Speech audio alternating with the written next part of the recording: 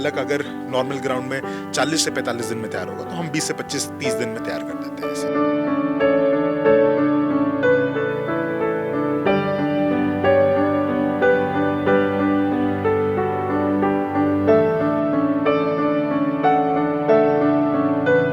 Chemicals, किसी भी तरह से पेस्टिसाइड्स हम यूज़ नहीं करते हैं। इसमें हम इसको कंट्रोल्ड एनवायरनमेंट कहते हैं। इसमें हम temperature, humidity, carbon dioxide, oxygen सब मेंटेन करके रखते हैं।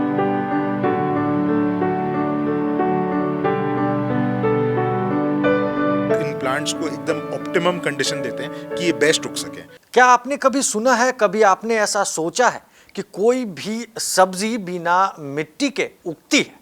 अगर नहीं तो आज हम आपको इस वीडियो में यही दिखाने के लिए और उस प्रोसेस को समझाने के लिए आए हैं। मेरे पीछे का नज़ारा देखकर आप अंदाज़ा लगा सकते हैं, मेरे इस साइड, मेरे राइट हैंड साइड या लेफ्ट हैंड साइड जो भी प्लांट्स आपको दिख रही है, ये सब्जियां हैं।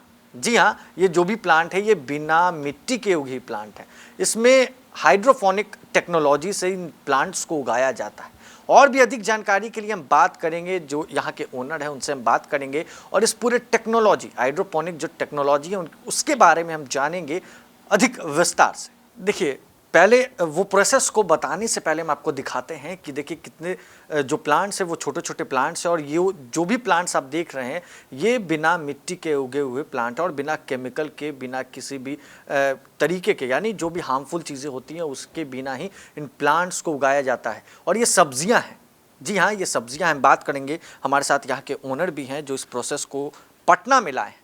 जी हाँ, सबसे अचंभव करने वाली बात ये है कि अब पटना में भी बिना मिट्टी के कोई पौधा उगता है और जो सब्जियां अब हम खा सकते हैं। ये हार्मफुल चीज़ें नहीं है, इसे कोई भी खा सकता है एक सब्जी के रूप में।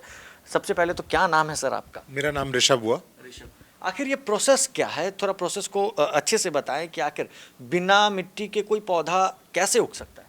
ये प्रोसेस को हम हाइड्रोपोनिक्स कहते हैं। नाम में हाइड्रो है, मतलब कि पानी की मदद से खेती करना। ठीक है, इसमें प्रोसेस यही है कि अगर आप यहाँ पे आप अपना कैमरा दिखा सकें कि ये सारे जो इस पौधे के रूट्स हैं ये पानी में डूबे हुए होते हैं और ये इसी पानी से जो भी इनको अपने खाना पीना, जो भी इनको न्यूट्रिएंट्स चाहिए होता है वो इसी पानी में घूम रहा होता है और वो उसे ले लेते हैं और उगते हैं। इसमें मिट्टी की ज़रूरत नहीं पड़ती है। तो ये हार्मफुल खाने में अगर हम बात करें तो जो वेजिटेबल्स ये तैयार होते हैं तो ये खाने में हार्मफुल नहीं होते लोगों को? नहीं, एकदम भी नहीं। ये even better form of agriculture है जिसमें और बेटर प्रोड्यूस निकलता है, क्योंकि हम इसमें वही न्यूट्रिएंट्स इन तक पहुंचा सकते हैं जितनी इनकी ज़रूरत है, उसको कंट्रोल कर सकते हैं ताकि इनको ज़्यादा कुछ केमिकल्स, किसी भी तरह से पेस्टिसाइड्स हम यूज़ नहीं करते हैं इन प्रोड्यूस में। तो जनरली जो खेती होती है उसमें कीटनाशु जिसे कहते हैं काफ़ी ज़्यादा स्प्रे किया जाता है। वो कीटनाशु हमारे लिए, हमारे शरीर के लिए ख़राब होता है, बट हम यहाँ पे किसी भी तरह का पेस्टिसाइड यूज़ नहीं करते हैं। तो ये बेटर ही है नॉर्मल एग्रीकल्चरल मेथड से। लोग कहते हैं कि जो मिट्टी में जिस तरीके का वेजिटेबल्स लोग खाते हैं तो उसमें न्यूट्रिएंट्स, मिनरल्स, प्रोटीन्स होते हैं, तो अगर ये पानी में उग रही है तो इसमें भी वही विटामिन्स, वही मिनरल्स, वही प्रोटीन्स लोगों को मिले? हाँ, एकदम। हम इसे आरओ वाटर में उगाते हैं और वही न्यूट्रिएंट्स, वही बेनिफिट्स जो मिट्टी में से मिलता है, जिसे हमें फर्टिलाइज़र के रूप में उसमें डाला जाता है मिट्टी में, वही इसमें भी डालकर इसको ग्रो करते हैं। अच्छा, एक चीज़ मैं नोटिस कर रहा हूँ कि ये कोई भी प्लांट इंडियन स्पीशीज़ का प्लांट नहीं मुझे नज़र आ रहा है। आखिर ये कौन कौन सा प्लांट्स यहाँ पर आपने उगा रखा है, थोड़ा बताइए। हमारे पास में लगभग 11-12 वैरायटी के प्रोडक्ट्स हैं, जैसे लेटस है, बेसिल है, केल है, पार्सले है, oregano, rosemary, thyme, dill leaves, इस तरह के प्रोडक्ट्स हैं। ये हम एट प्रेजेंट घरों में तो इस्तेमाल होता है, बट बहुसंख्यक मेजॉरिटी घर में नहीं इस्तेमाल होता है। ये थोड़े इंग्लिश वेजिटेबल्स के क्राइटेरिया में आते हैं। ये इसलिए अभी हम उगा रहे हैं क्योंकि मेथड ऑफ ग्रोइंग थोड़ी एक्सपेंसिव है।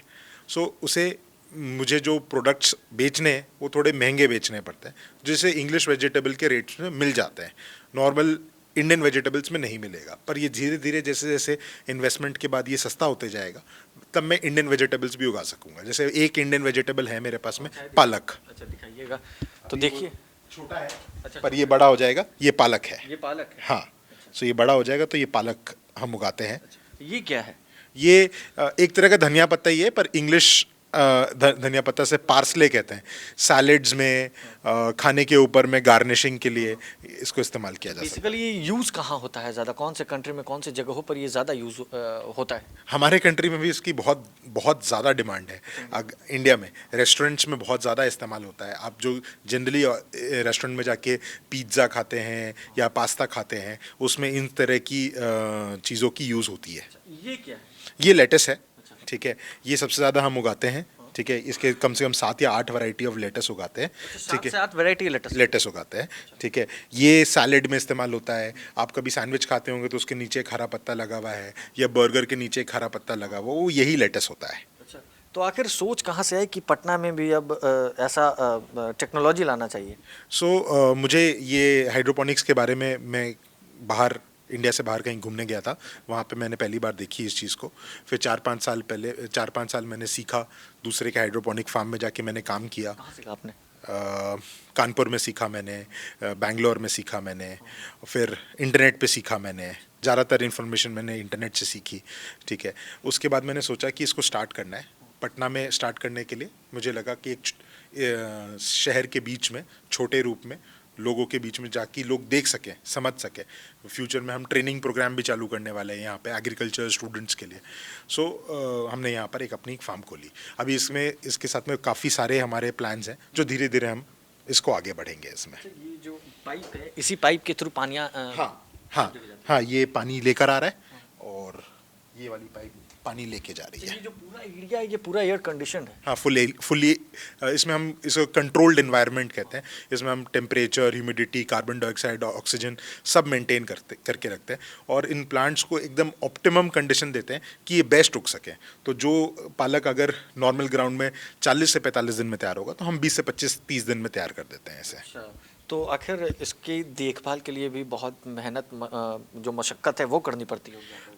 ऐसे हमने काफ़ी सारा ऑटोमाइजेशन किया हुआ है, सिस्टम्स लगाए हुए हैं, बट हमारे पास दो एग्रीकल्चरल यूनिवर्सिटी से पढ़े हुए स्टूडेंट्स हैं, और जो प्रोफेशनल्स हैं, एग्रोनॉमिस्ट कहते हैं, उनको हमने हायर किया हुआ है, वो उसका देखभाल करते हैं। चलिए, तो ये देखिए कि किस तरीके से मेरे इर्द गिर्द आप देख पा रहे हैं कि किस तरीके से यहाँ पर जो अलग अलग स्पीसीज़ के जो प्लांट है वो उगाए जा रहे हैं। और सबसे सोचने वाली बात ये है कि आखिर हाइड्रोफोनिक टेक्नोलॉजी जो है वो अब पटना में भी देखी जा सकती है, क्योंकि बिना मिट्टी के कोई पौधा कैसे उग सकता है, सवाल ये है। तो देखिए, अब हम एक बार और आपको दिखाएंगे कि किस तरीके से, देखिए आप कैमरे में देख पा रहे हैं कि बिना, यहाँ पे कोई मिट्टी आपको नज़र नहीं आ रहा है, ऊपर में पौधा है और नीचे पानी है सिर्फ, और पानी के अलावा कुछ भी नहीं है, एक नेट छोटा सा लगा है उसमें। और इसी टेक्नोलॉजी यानी हाइड्रोफोनिक टेक्नोलॉजी के तर्ज पर अब पटना में भी पौधे उगाए जा रहे हैं। बहरहाल इस खबर में बस इतना ही। अगर आप हमारे इस वीडियो को हमारे यूट्यूब चैनल पर देख रहे हैं, चैनल को सब्सक्राइब करें। अगर आप हमारे इस वीडियो को हमारे फेसबुक पेज पर देख रहे हैं, तो फेसबुक पेज को फॉलो करना बिल्कुल भी ना भूलें। सहयोगी प्रकाश कुमार के साथ रोहित वर्मा, लाइव सिटीज, पटना।